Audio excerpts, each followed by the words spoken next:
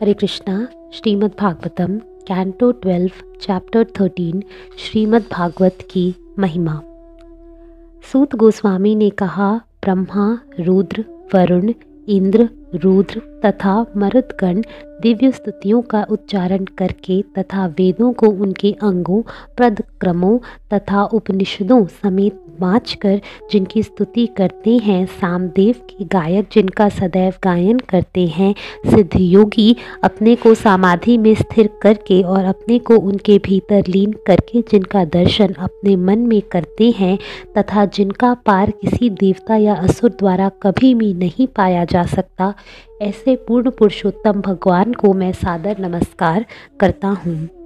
जब भगवान कूर्म कछुए के रूप में प्रकट हुए तो उनकी पीठ पर स्थित भारी घूमने वाले मंदराचल पर्वत के नुकीले पत्थरों के द्वारा खरोंची गई, जिसके कारण भगवान उन्नीदे हो गए।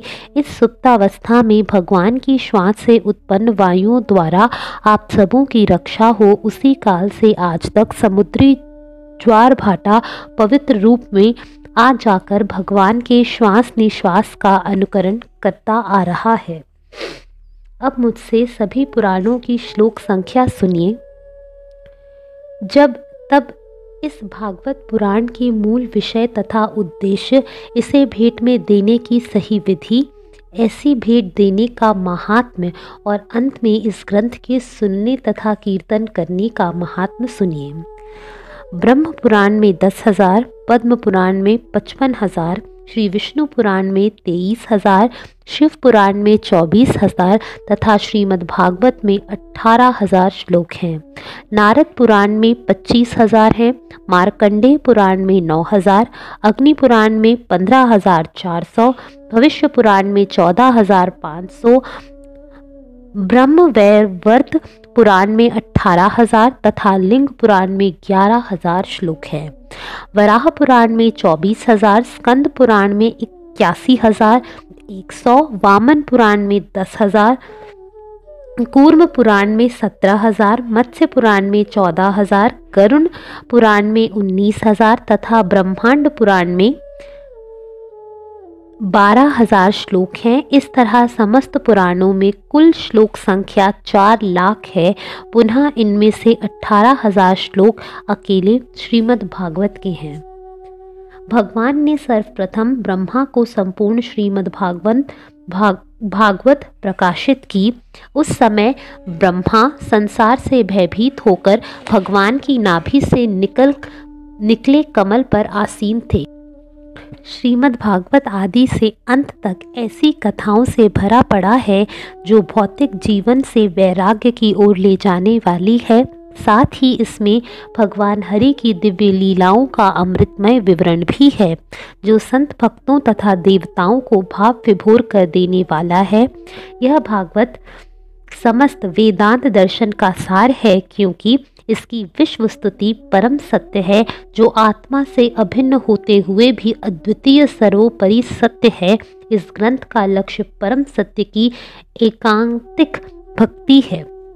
यदि कोई व्यक्ति भाद्र मास की पूर्णमासी को सोने के सिंहासन पर रखकर श्रीमद् भागवत का दान उपहार के रूप में देता है तो उसे परम दिव्य गंतव्य प्राप्त होता है। अन्य सारे पुराण तब तक संत भक्तों की सभा में चमकते हैं जब तक अमृत के महासागर श्रीमद् भागवत को सुना नहीं गया हो। श्रीमद् भागवत को समस्त वेदांत दर्शन का सार कहा जाता है।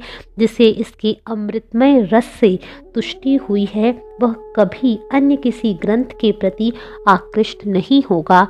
जिस तरह गंगा समुद्र की ओर बहने वाली समस्त नदियों में सबसे बड़ी है, भगवान अच्युत देवों में सर्वोच्च है और भगवान शंभु शिव वैष्णवों के सबसे बड़े हैं, उसी तरह श्रीमद् भागवत समस्त पुराणों में सर्वोपरि है।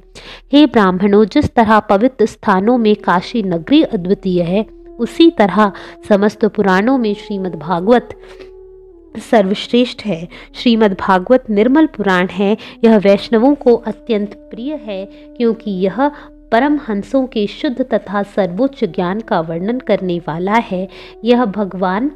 यह भागवत समस्त भौतिक कर्म से छूटने के साधन के साथ ही दिव्य ज्ञान, वैराग्य तथा भक्ति की विधियों को प्रकाशित करता है। जो कोई भी श्रीमद् भागवत को गंभीरता पूर्वक समझने का प्रयास करता है, जो समुचित ढंग से श्रवण करता है और भक्तिपूर्ण कीर्तन करता है, वह पूर्ण मुक्त हो जाता है।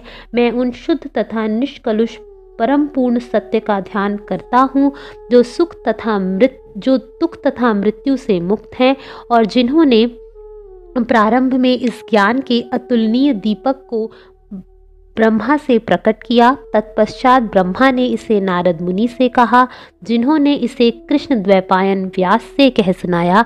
शील व्यास ने इस भागवत को मुनियों में सर्वोपरि शुकदेव गोस्वामी को बतलाया, जिन्होंने कृपा करके इसे महाराज परीक्षित से कहा।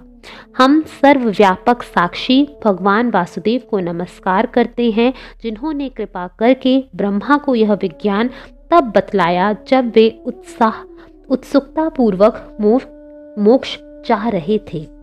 मैं श्री शुकदेव गोस्वामी को सादर नमस्कार करता हूँ, जो श्रेष्ठ योगी मुनि हैं और परम सत्य के साकार रूप हैं। उन्होंने संसार रूपी सर्प द्वारा काटे गए परीक्षित महाराज को बचाया। हे ईशों के ईश, हे स्वामी, आप हमें जन्म जन्मांतर तक अपने चरण कमलों की शुद्ध भक्ति का वर दें। मैं उन भगवान हरि को सादर नमस्कार करता हूँ, जिनके पवित्र नामों का सामूहिक कीर्तन सारे पापों को नष्ट करता है और जिनको नमस्कार करने से सारे भौतिक कष्टों से छुटकारा मिल जाता है। हरे कृष्णा।